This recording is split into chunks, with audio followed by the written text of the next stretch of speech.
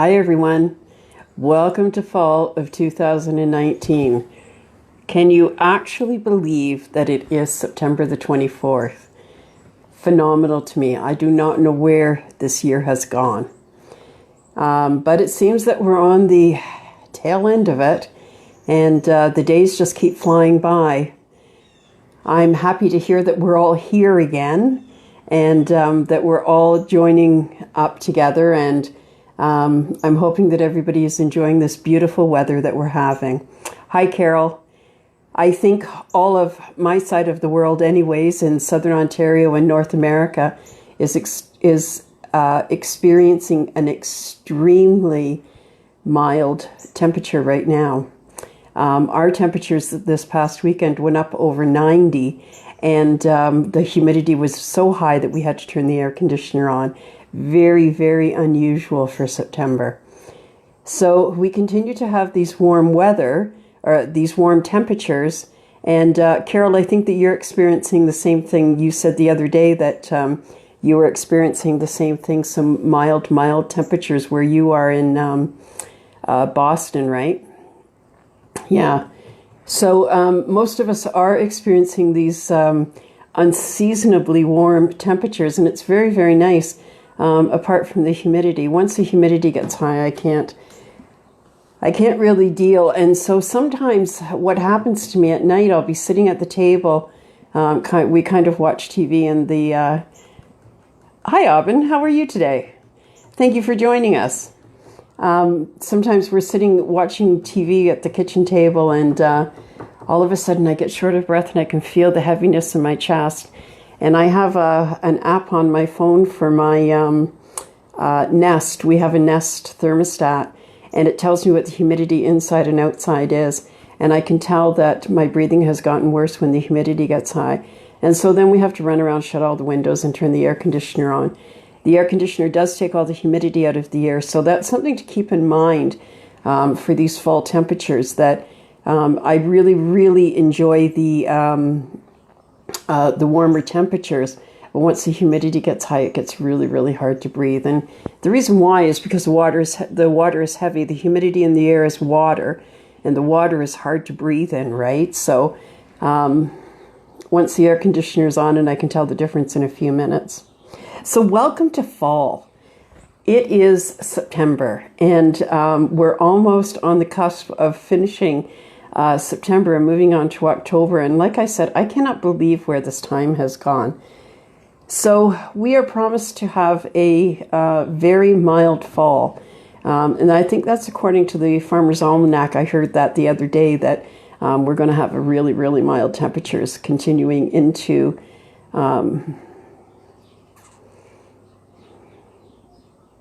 I will, Aubin, if you send me the link, I will do that. She said that she just had an interview with Heart to Heart with Anna, and we will post the link here. You're welcome to post it on my page at Catch Your Breath 60. I think anybody can post in there, but if not, you can send it to my Gmail account, and I will definitely post that later today. Hi, Elaine. Glad to see you today joining us. I'm hoping that you're feeling a little bit better. You were a little under the weather for the last couple of weeks, and I'm hoping that you're feeling a little bit better today. Hi, Dawn. Thank you for joining us. So today we're talking about stocking up and getting ready for fall. So don't let these mild temperatures fool you. Fall time means uncertain weather conditions. And as we know, things can, and depending where you are. Hi, Jackie. Depending where you are in the world, conditions can change in a second. So the thing about the fall time, hi Kevin, thank you for watching today. The thing about the fall time is that we got to start thinking about stocking up. So what kinds of things do you stock up on in the way of food for fall conditions? Because we know that in a second, things can get really nasty with the weather. We know that fall time is a heavier eating time. And even though for us, we have a bit of a problem with heavy meals, and we battle with bloat all the time, at least I do. I have found that, and this is me, this is not what I'm suggesting for you, but I have found that, oh, Kevin, I like the way you think. Kevin says lots of wine. Yeah, something else I can't do anymore is drink. I cannot drink alcohol anymore. It just doesn't sit well with my stomach. But I started taking some probiotics a couple of months ago, and I have really found that it's helped with the bloat. So I don't know if that's actual, really true bloat, or whether I'm just maybe it's not really bloat, but whatever it is, the probiotics really help, and it means that I can get a meal down. Now, I'm not doing a lot of muscle wasting and losing weight, but I am very concerned about the nutrition that I get. And so if I can't get the food into me, then I'm not getting any nutrition out of it. And that's a horrible thing to happen, right? So some of the things that we do, hi Susan, hi Dawn. Some of the things that we do stock up on over the winter is canned soups, tuna, and shelf-stable milk. We do have milk out there. I believe that they still sell it in stores that does not need to be refrigerated. And you know, anything can happen at any time. So we want to make sure that we have enough of the nutrients that we need in the way of canned foods, frozen foods, and anything that's stable, right? Is that right, Kevin? I've never actually noticed that. Kevin says that bloat and chewable probiotics act as a great mild laxative. I've never noticed that before, honestly. But hey, whatever works, it's always good to get it out the other end, right? So some of the things that I like to stock up on is, hi Merlin, is I'm not much for canned fruit. I really am not much for canned fruit. But in a pinch, canned fruit will always work. Now, of course, we want to always try to get what is lowest in sugars, get the lightest syrup in canned foods. But it's always good in a pinch, right? I prefer fresh, and my husband likes frozen fruit, which I have no desire to eat anything that's frozen in the way of fruit. But canned fruit is kind of good in a pinch, and you can do kind of a fruit salad and, you know, get some nutrients in. Now, I talked to somebody.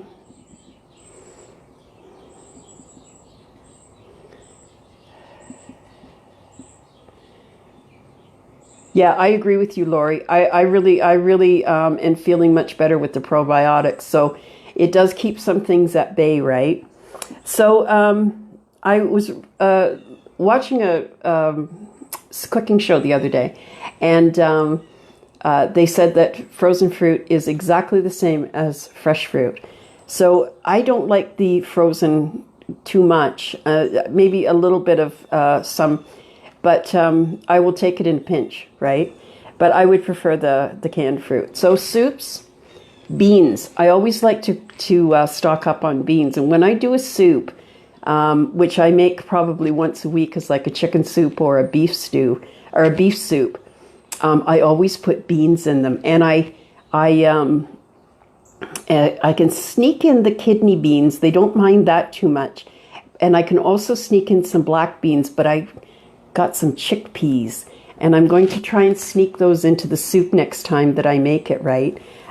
Because it's one way to get everything in one kind of bowl there, right? So I absolutely love that. So we have quite the canned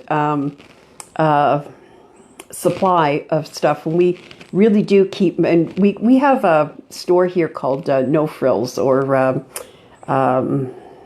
I don't know, it's like a discount store, right? And I don't mind getting, so when they have their dollar sales on, I go and, my husband goes, right?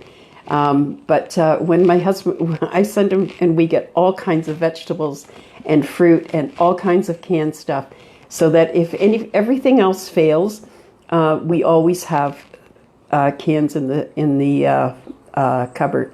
And my husband really likes tomato soup when he's sick. He absolutely and totally loves tomato soup. I could care less about tomato soup, but that's one thing that he always puts on the list. Peanut butter is a really good one too, because peanut butter, you know, it has a lot of protein in it. It tastes good. Most people can eat it. You know, you can have it on crackers or on bread. You can actually have it by itself if you want to. But it's full of protein. So peanut butter is pretty good. And I know a lot of kids have allergies these days, but I don't think any of us do.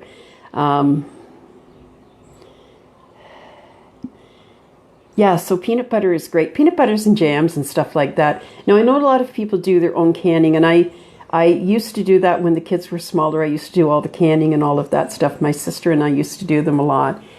But I don't do a whole lot of canning anymore, and we very rarely go through even a jar of jam through the winter. So, yeah, I agree. Oh, Carol, I bet it's wonderful. I love crunchy peanut butter. So my husband and I are always having this conversation about peanut butter, right? He likes the smooth peanut butter and I like the crunchy peanut butter. So when he goes for groceries, he's always getting the smooth. And I said, can I have like crunchy every just once in a while, right? So he bought me a crunchy one for a little bit. And then my son ate it all and that was it. It was out the door. And yes, peanut butter and Ritz crackers is really good, especially the cheese crackers, right? Hi, Pat. Thank you for joining us today. So something to think about. There's also a big savings, right? Because right before the season, they have these big sales. And when the sales are on and they're like $1 a tin or 2 for $1 or whatever, right? It's a big savings if you go and get them then. And canned stuff, you know, it lasts forever. It never really goes bad. I know that they are putting expiry dates on the cans, but I don't really think that they really go bad pretty fast. So it gives you a peace of mind to have some canned foods in the house and have some stuff ahead, right? Even with, you know, chicken, and we have chicken almost every night. You know, we used to have roast beef. You know, in my Irish family, we had roast beef and potatoes every single night. But now that's all changed to chicken, right? So I can put some chicken in a casserole dish and cover it with some canned soup. And Bob's your uncle, right? I used to do this when the kids were little. I'd get a big casserole dish and I'd put some rice in the bottom and then the chicken on top, a couple of cans of soup. Bob's your uncle. It would be done in an hour and it would all be done.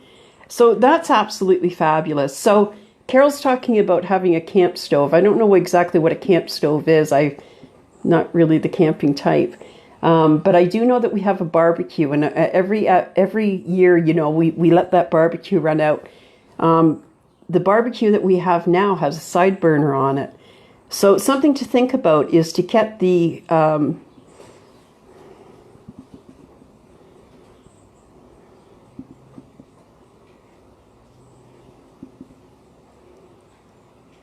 about.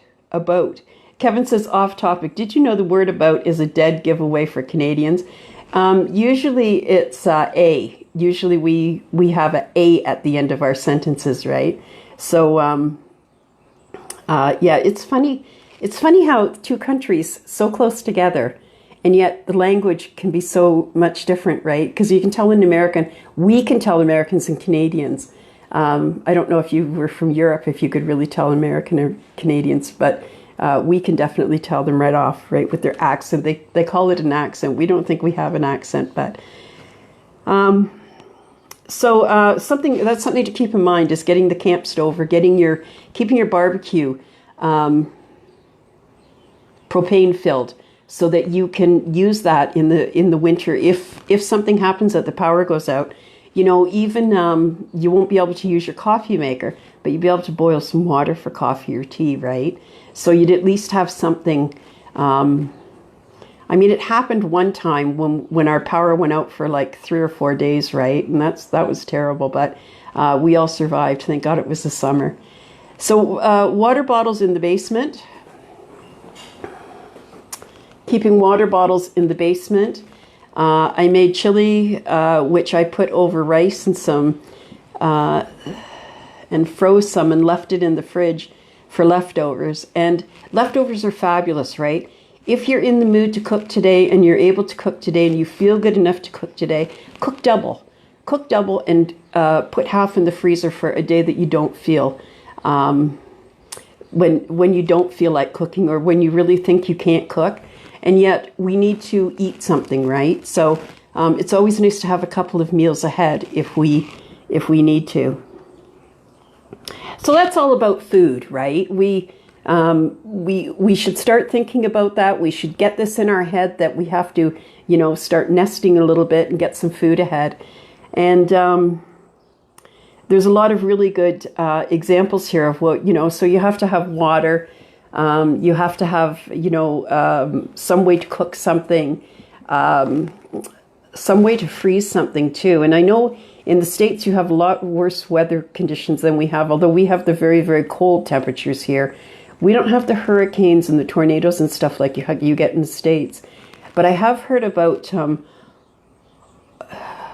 I don't exactly know what the name of it is. Kevin, you could probably help me with this. All around, your electricity comes right back on. What's that called? Like a generator? We don't really have them. We don't really have them too much in Canada. And in fact, I called about them one time, and the guy thought I was nuts at Home Depot. I don't know why. I mean, people must buy these things, right? So I don't know why, but something else to keep in mind, if you're in a high hurricane or high tornado area, is something about, having generators in your home. Now, when you have oxygen, you have to have two systems of oxygen, and one is your concentrator that plugs into the wall, but you also have to, and you are entitled to, another source of oxygen that does not take electricity. So make sure that these things are topped up. And it's the perfect weather right now to start thinking about this and making sure that you have, when you get oxygen concentrator and you get your canisters, you get the small canisters like the knee-high canisters, but you also get the hip-high canisters, and those are for emergencies. So if the power goes out at night or anything happens at night, you'll be able to grab those really quickly, and they last about 6 hours, right? You should have not one but two of those, and check them all the time and make sure that they're full. And if they're not, call your concentrator. Call your oxygen supplier and have them come over and fix you up there, right? In fact, it wouldn't be a bad idea to have a assessment done every once in a while. And I usually have mine done in the spring and the fall. My oxygen company is absolutely fabulous, and they just come and they go through the assessment with me to make sure that my equipment is working properly, that I have as many tanks as I need, and that there's nothing that we have missed. So with that being said, I looked today at, I talked to my oxygen supply company today about getting a portable concentrator, and she came and did an assessment with me, and we found out that my oxygen needs are a little bit too high for a portable concentrator. So that was really, really crappy news for me. I wasn't happy about that. But what we are talking about is perhaps going to liquid oxygen. And I know a lot of places in the States have stopped liquid oxygen. They don't supply it anymore. But as I understand it, the tanks last a little bit longer. And I need to get these oxygen tanks out of the house just because of the baby, right? Because the baby's here all the time, and I can't have him around these oxygen tanks. So I want to get them out of the house, and the oxygen tanks are so damn heavy, I can hardly carry them every place I go. So that was my dilemma was today. So I'd love to hear from anybody who has liquid oxygen and what your experience is with it. I did have it when I was in the hospital, but I've never had it as a home. So while we're talking about the fall, let's talk about what you're going to do with yourself. We have long nights coming up. Once the clocks change, and everybody has a different time when the clocks change. And I think ours changed the 1st of November. In Southern Ontario, they changed in the 1st of November. But I know when the clocks went back in the spring, that there was a lot of different variations on when the clocks were changing. So ours go November, and that means that we're right on the cusp of winter. We're heading out of fall and right into winter. And so we have some long, cold nights ahead of us.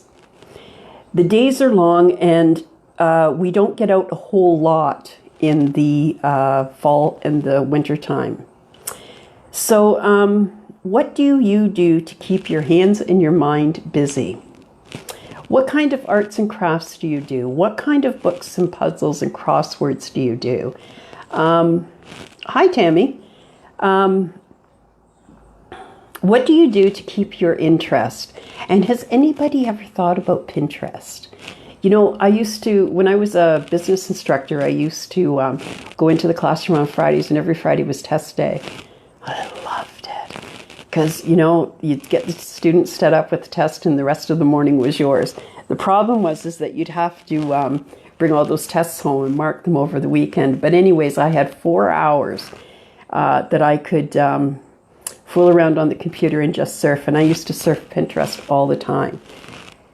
And if you go to my Pinterest board at Catch Your Breath 60, you'll see that I have beautiful pins set up. And that's the reason why, because I used to have lots of time to do it. But, you know, there's something to be said about something like Pinterest, because it really helps you while away the time, right? And if anybody doesn't know how to use Pinterest, I'd help you with it. I'd be more than happy to do a demonstration and show everybody. So what do you do to keep yourselves busy? Is anybody thinking about arts and crafts, like things like crocheting and knitting and needlepoint and all of that? I'm not really into that, I got to tell you. As much as I used to, I was a beautiful crocheter and I was a beautiful knitter, but I just don't have the time for it now. And I tried cross stitch a couple of times, but it didn't work out too well because I have no patience, right? I get halfway through it and then I throw it away and I never finish anything. So that's kind of me, right? Has anybody read any really good books lately? It's always nice, you know, at the beginning of September, the beginning of October, as we are on the cusp of, to maybe start a series of books, you know. I read one series. It was Alphabet One, right? And it was like A is for Alibi, and it was I can't remember the author's name, but it was a great series. It was kind of a detective mystery, you know, and I love it. So I just started reading called Midwives, right? And a friend who was gracious enough to lend me the books, but I have a problem with reading the books now because my eyes have gotten so bad from the steroids and the medications that I'm on that I can't read without it being backlit. So I have a problem with the books. I'm used to reading on my tablet, and I really, really like reading on my... yeah, I think so. It was something like Janet Ivankovich, and she is hilarious. If you really want to read a series that is really, really good and funny, Janet Ivankovich, she's so good.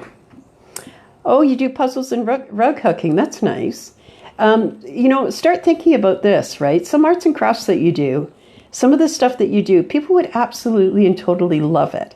And these would be great, fabulous Christmas presents, right? Save you a ton of money and keep you busy while you're doing it, right? So that's a great idea.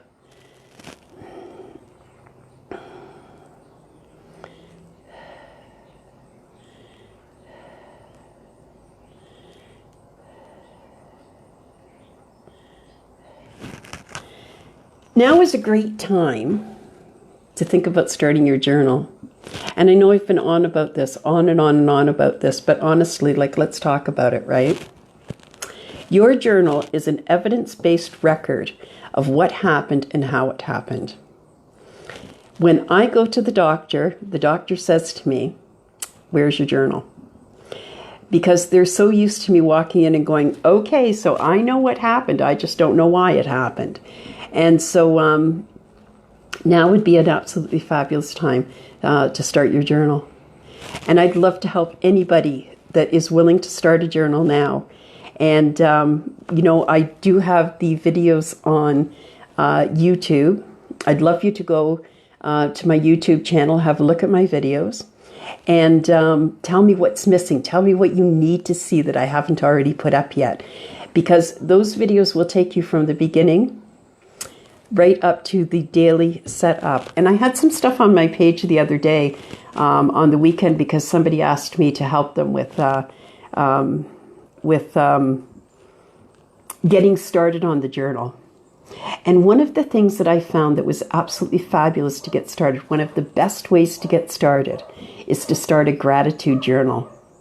Every day you wake up, you are grateful for something. You have to be grateful for something. And when you're grateful for something, you can't be mad or sad or depressed. Every night before you go to bed, write in your journal what you were grateful for today. Every day brings something to be grateful for. And if you're having problems with your gratitude journal, I have lots of stuff on Pinterest, and I would love to talk to anybody who has a question about journaling. So think about that right now. Get a new book. October 1st is coming up, and start your journaling now. It is the best thing that you will ever do for yourself. I spoke to my doctor today about our flu shots. So as you saw the last 2 weeks, I suffered miserably from the flu, and my grandson shared that with me. He's such a good boy. He loves sharing. So it has kind of gone through our house, and I was miserable with it, and it lasted an entire 2 weeks. So if you get it, I'm going to tell you, it is a head cold. And although I don't think it was really the flu because I didn't have any temperature, I just felt like crap. And it lasted an entire 2 weeks. If you look at last week's and the weeks before videos, you'll see how horribly sick I was. There's not much you can do about it except let yourself get through it. It did not end up being a chest cold for me, and I was eternally grateful for that. So I did take my antibiotics, but I stepped back from the steroids. I did not take the steroids because I wasn't sleeping to begin with. So I didn't want to exacerbate that on top of it. It was a head cold. I used a Navage system, cleaned out my nostrils, and I was surprised at what came out of there. And a lot of blowing and just resting, lots of juices, a little bit of soup, and yeah. So there's not much else you can do about the flu. It is going around. The problem is the flu shots are not ready yet. So I called my doctors today. They have not even heard about when the flu shots will be coming out. Christine Love told me that there is a stronger version at your doctor's. And so that was mainly what I was calling the doctor for. I knew that it was a little bit too early for the flu shots. But the doctor's office said sometimes there is a stronger version at the doctor's office than there will be at the pharmacy. So my husband and I have been going for the last 3 years to the pharmacy. So I think this year we're going to head out to the doctor's office and go at once and get them, right? But they're not out yet. And as far as pneumonia shots are concerned, now when I got mine, I was told every 5 years, and that was standard at the time. But apparently that's not true right now, and you need to talk to your doctor. He can do a quick blood test to find out if you need a regular pneumonia shot or the Prevnar. Is it Prevnar? And I think that there's a cost for that. I forgot to ask her what the cost for it was. But I think that it's a booster on top of the pneumonia shot. Believe me when I tell you that no matter how much it costs, if I can bypass pneumonia and flu, it will be worth it for me. So I'm willing to pay it. Now is an excellent time to look at your smoke alarms. Make sure that the batteries are fresh and changed. Even if you just change them in the spring, I change mine every spring and every fall, normally on the same weekend that the clocks go back or forward. depending what it is, right? Your carbon dioxide detectors, make sure that your batteries are fresh and clean. And every drawer in my house has a flashlight that has fresh batteries in it. So what we do is we put the batteries in upside down, but I know that every drawer that I pull open will have an actual flashlight in it with fresh batteries. Remember that if you are on oxygen, you cannot use candles. Now, there is the 10-foot rule, which I was reminded of today with my oxygen provider. She said, provided you stay 10 feet away. But when you're roaming around and you're in the dark and stuff like that, you can't always depend on being 10 feet away. So anybody who is on oxygen, make sure that you have lots and lots of flashlights. And what we do is we went last year at the end of the season and we bought some camping flashlights. Now they take 1,000 batteries, but they will actually light up the whole room, which is, fabulous, right? Because the last thing I need is to be walking around with my concentrator or my canisters and be knocking into stuff. Thank you for joining us today at Tea Time. I totally enjoy this, and if there's a subject that you would like to discuss next week, please let us know. I'd be more than happy to accommodate. Please follow me at catchyourbreath60.com. My blog will be coming out tomorrow. I am on Twitter at catchbreath60. I am on Instagram at catchyourbreath60 and YouTube at catchyourbreath60, and of course Facebook, where we are coming live from now. Thank you so much, everybody, for your comments today. I appreciate each and every one of them. Have a great week, and I will see you next week. Stay well.